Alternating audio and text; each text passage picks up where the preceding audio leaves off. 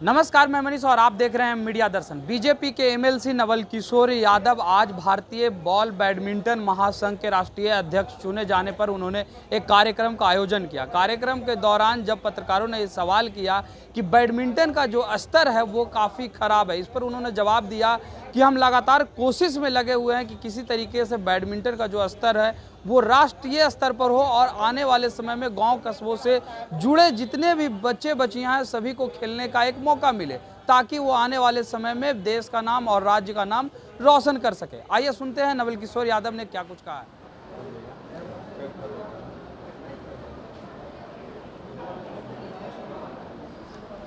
भारतीय ball badminton महासंघ के राष्ट्रीय अध्यक्ष चुने जाने पर आपको सबसे पहले तो बधाई। और कैसी चुनौतियां अब आपके सामने होगी?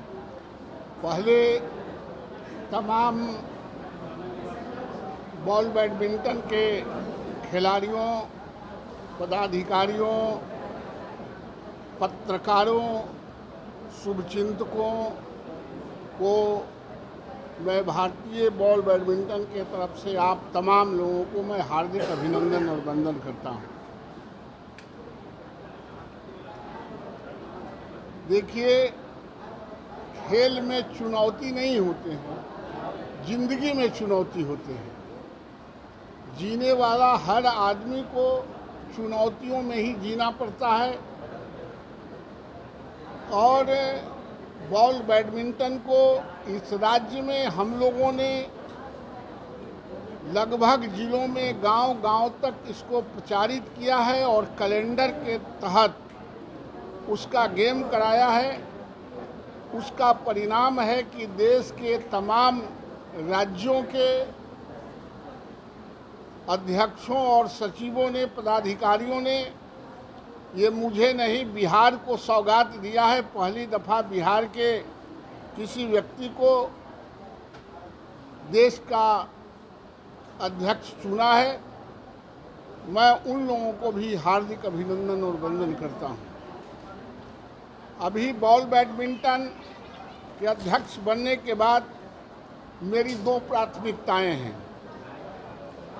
एक, जूनियर राष्ट्रीय बॉल बैडमिंटन जनवरी में पूरे धूमधाम से हम लोग मनाएंगे, ये मेरी प्राथमिकता है। दूसरी प्राथमिकता है बॉल बैडमिंटन एशियन एवं सेफ गेम का आयोजन कराना।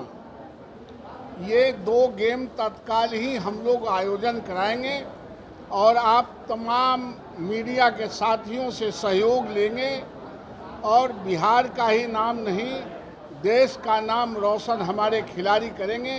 इसी उम्मीद के साथ हम लोग इस कारवां में लगे रहते हैं और फिर लगे रहेंगे। सर, लगातार इस देश में क्रिकेट जैसे खेलों को ज़्यादा महत्व दिया जाता है और बैडमिंटन में जो बहुत बड़े खिलाड़ी जो हैं निकली हैं, क्या लग रहा है कि अब बिहार से भी वैसे खिलाड़ी निकलेंगे? निश्चित रूप से हमको किसी गेम से तुलना करने की ज़रूरत नहीं है।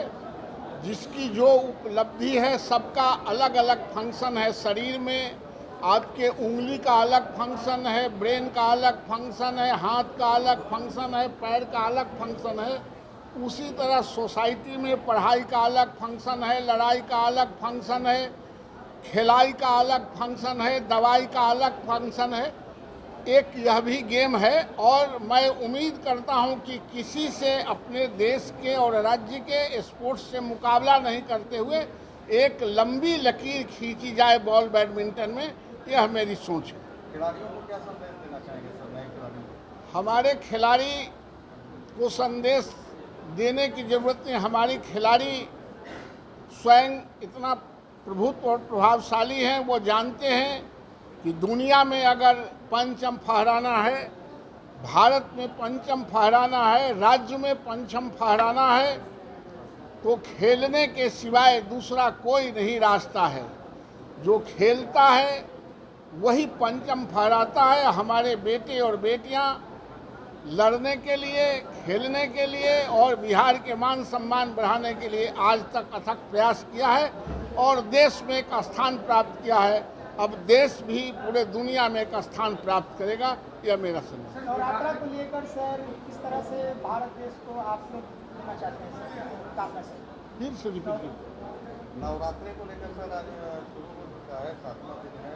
नवरात्रा में पूरे भारतवर्ष के देशवासियों को आत्मसम्मान बढ़े, शारीरिक और मानसिक स्तर पर प्रभावशाली हों, देश उन्नति करे, देश का प्रभाव बढ़े, नौजवानों का उत्साह और बढ़े, खिलाड़ियों का उत्साह और बढ़े, और जो ग्लोबलाइजेशन है कर लो दुनिया मुट्ठी में, ये मुट्ठी से निकलकर यह देश के सहभागी करने वाले लोग पूरे दुनिया में फ्लोरिश करेंगे, ये मेरी कामना है।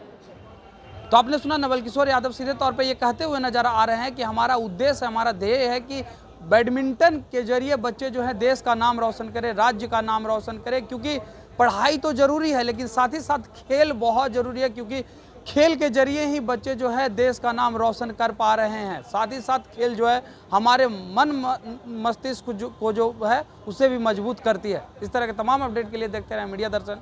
धन्यवाद।